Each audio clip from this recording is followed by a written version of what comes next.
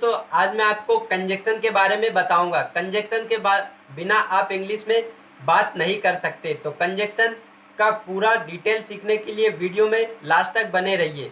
तो कंजक्शन का हिंदी होता है संयोग या संयोजन।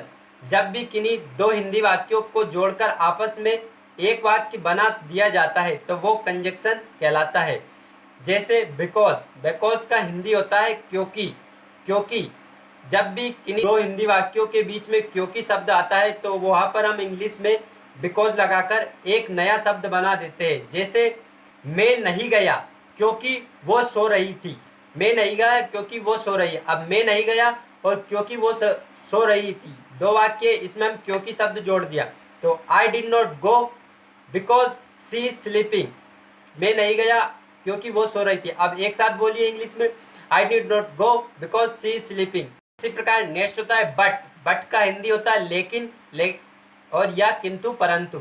जब भी किन्हीं दो हिंदी वाक्यों के अंत में लेकिन आता है तो वहां पर हम इंग्लिश में बट का इस्तेमाल करके एक नया वाक्य बना देते हैं। जैसे मैं गया, आई वेंट, लेकिन बट ही, वो नहीं गया, ही डिड नॉट गो। अब इसको एक साथ बोलिए, I went but he did not गो। मैं गया लेकिन वो नहीं गया।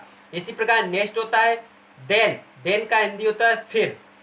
जिन भी दो हिंदी वाक्यों के बीच में फिर आता है वहां पर इंग्लिश में हम देन लगाकर एक नया वाक्य बना देते हैं। एग्जाम्पल के लिए, मैं सो रहा हूँ फिर मैं स्कूल जाऊंगा। तो मैं अभी सो रहा हूँ फिर मैं स्कूल जाऊंगा, तो इसको हम इंग्लिश में बनाएंगे आई एम स्लीपिंग। फिर के लिए देन का यूज करेंगे, फिर मैं स्कूल जाऊंगा, I will go to school, फिर मैं स्कूल जाऊंगा। इसी प्रकार नेक्स्ट होता है दैट, THAT, दैट। दैट का हिंदी होता है की। जिन भी दो हिंदी वाक्यों के बीच में की आता है वहां पर हम दैट लगाकर एक वाक्य बना देते हैं। जैसे मैं जानता हूं कि तुम झूठ बोल रहे हो। अब इसमें की शब्द लगाया है कि मैं जानता हूं और तुम झूठ बोल रहे हो, बीच में की लगाकर एक वाक्य बन गया कि मैं जानता हूं कि तुम झूठ बोल रहे हो। I know that you are telling a lie, कि मैं जानता हूं कि तुम झूठ बोल रहे हो। नेक्स्ट होता है सो या सो दैट। सो और सो दैट का हिंदी होता है इसलिए।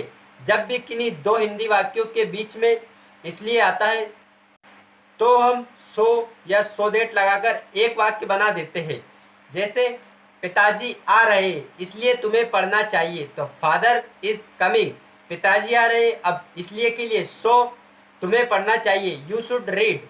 Father is coming so you should read, पिताजी आ रहे इसलिए तुम्हें पढ़ना चाहिए। इसी प्रकार नेक्स्ट होता है एंड। एंड का आपको सभी को पता होगा कि इसका हिंदी होता है और। जब भी किन्हीं दो वाक्यों को आपस में जोड़ना होता है तो हम उसमें और लगाकर एक वाक्य बना देते हैं। जैसे मैं सो रहा हूँ और तुम खेल रहे हो, कि मैं सो रहा हूँ और तुम खेल रहे हो के बीच में और लगा दिया, तो मैं सो रहा हूँ और तुम खेल रहे हो। तो आई एम स्लीपिंग, और के लिए and, I am sleeping and you are playing, तुम खेल रहे हो, मैं सो रहा हूँ और तुम खेल रहे हो। अगर आपको ये वीडियो पसंद आए तो लाइक, शेयर, कमेंट और सब्सक्राइब जरूर कर ले और साथ ही बेल आइकन को भी प्रेस कर ले ताकि रोज आने वाली वीडियो कभी मिस ना कर पाए।